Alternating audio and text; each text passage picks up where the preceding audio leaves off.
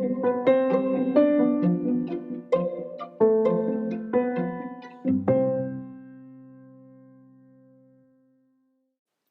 a tutti e bentornati nel mio podcast. Nella puntata di oggi vi insegnerò delle alternative alla parola scusa.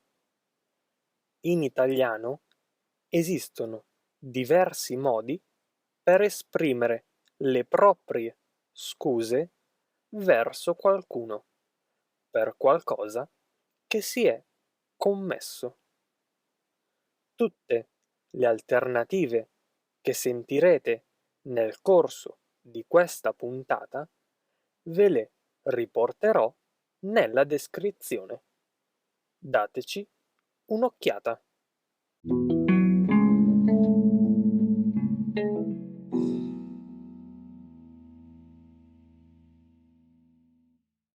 Iniziamo l'episodio di oggi con quei modi perfetti da utilizzare nel momento in cui non è successo nulla di troppo grave, come ad esempio se avete rotto un bicchiere a casa di un vostro amico, ma anche per qualcosa di leggermente più grave.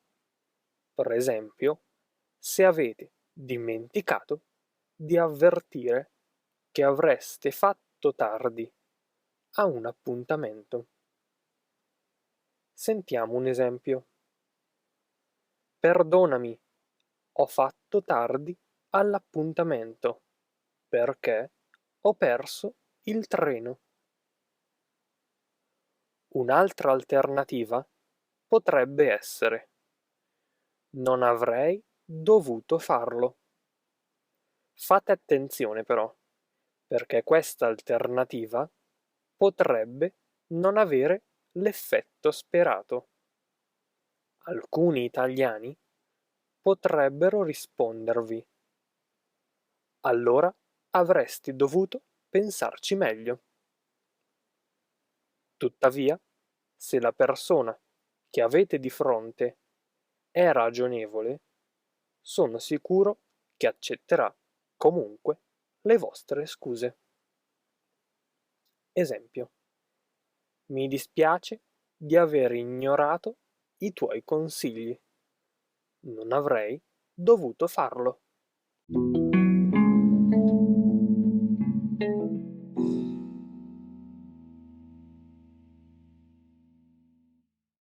È tutta colpa mia. Questa espressione serve non soltanto per scusarsi, ma anche per dimostrare la propria maturità. Infatti, fa capire all'altra persona che siamo perfettamente consapevoli di essere gli unici da incolpare per quanto accaduto, per quello che abbiamo fatto. D'altronde, riconoscere i propri errori è il primo passo da fare per sperare di avere qualche possibilità di essere perdonati. Facciamo un esempio. Ho dimenticato di prenotare i biglietti dell'aereo per Berlino e ora sono finiti. È tutta colpa mia.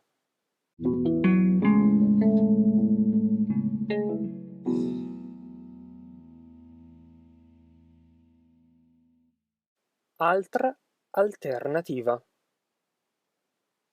Ti garantisco o prometto che non si ripeterà. Queste espressioni sono perfette per scusarsi, ma la loro efficacia dipende molto dalla vostra reputazione. Se avete fama di non aver mai mantenuto una promessa, beh, allora evitatele, perché nessuno vi crederebbe. Sentiamo un esempio. È vero che ti ho rubato 10 euro, ma ti garantisco che non si ripeterà. Riconosco di aver esagerato. Mi rendo conto di aver reagito male. Queste due espressioni si usano in particolare per scusarci quando abbiamo fatto qualcosa che andava oltre i limiti. Esempio: mi sono reso conto di aver reagito male, ma non riuscivo ad accettare il nostro divorzio.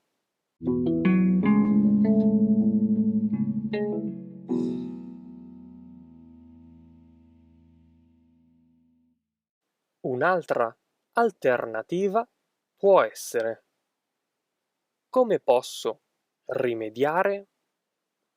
Tra tutte, questa è l'unica espressione che va oltre il semplice scusa.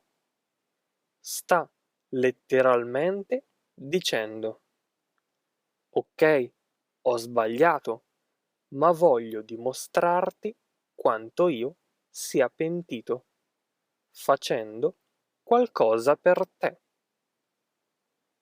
Esempio: Marco, è vero, ti ho rotto il telefono, ma come posso rimediare?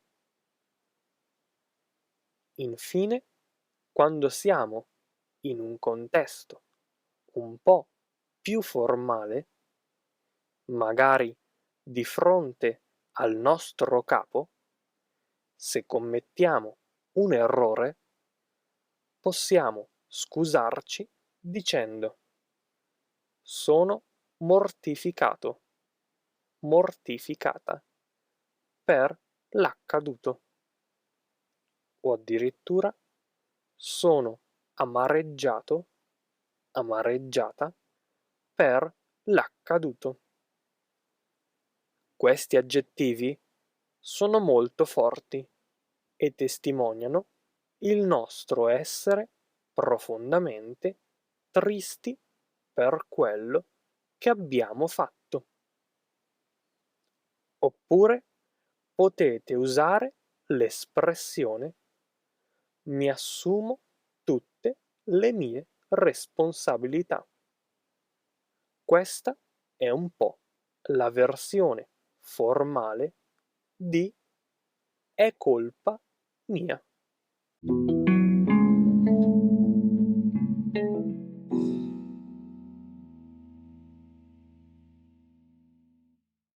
Queste erano le alternative alla parola scusa in italiano.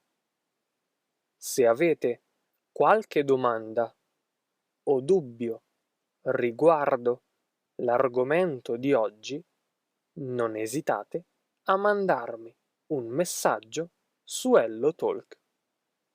Grazie mille per aver ascoltato anche oggi il mio podcast.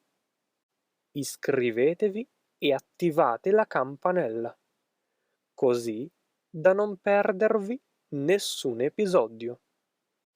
Come sempre, lasciatemi una recensione e una valutazione su Apple Podcast. Bene, non mi resta che salutarvi, ragazzi. Noi ci sentiamo nel prossimo episodio.